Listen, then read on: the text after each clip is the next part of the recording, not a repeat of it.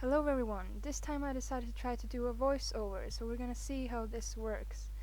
I sped up this footage quite a lot, because this first part is mostly me showing how I did my hot air balloon.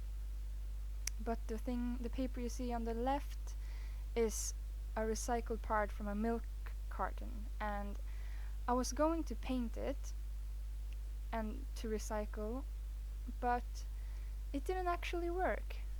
I'm not 100% sure what happened, but something happened, and I will show you in the end of this clip exactly what. But basically, I had covered the entire piece with gesso because it had a bit of a plasticky feel to it. So now I'm just doing the basket of the balloon, trying to shade it, but yeah. So I put gesso on it, and then my plan was to cover it with black on the top, and I was going to use a black Inktense pencil. And this happened. The gesso just began dissolving and rolling up. So I couldn't use it.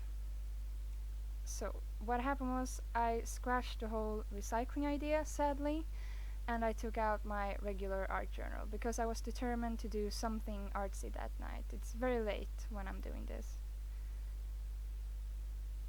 And so I just continued with the black, trying to calm down from being so frustrated with the milk carton because I thought I had a good plan, but it turned out to be very, very bad.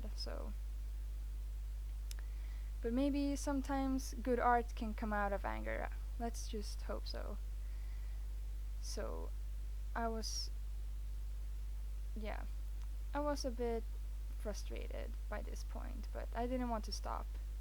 So there I'm just measuring the hot air balloon to see if it fits, and I want to keep sort of the same color scheme that the hot air balloon has, but in the bottom.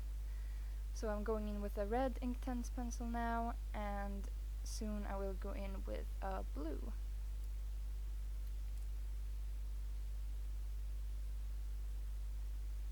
So yeah, there we go. I think it's called bright blue, that pencil. And I had my watercolors out, but I felt I wanted to use my Inktense pencils.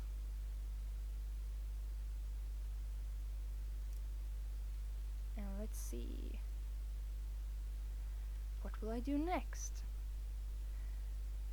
I think, yes, I took my distress stain in black soot, I think it's called, or something like that. I wanted to create sort of a frame of sorts.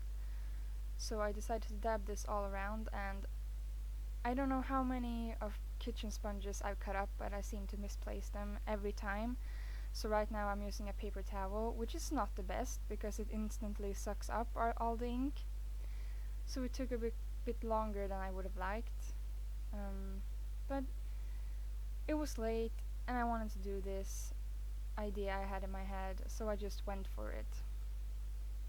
Even though it might have taken a bit longer than I had first planned.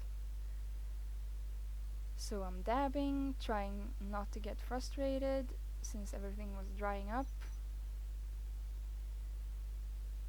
And I decided that it wasn't really black enough. I wanted it to be a bit more darker.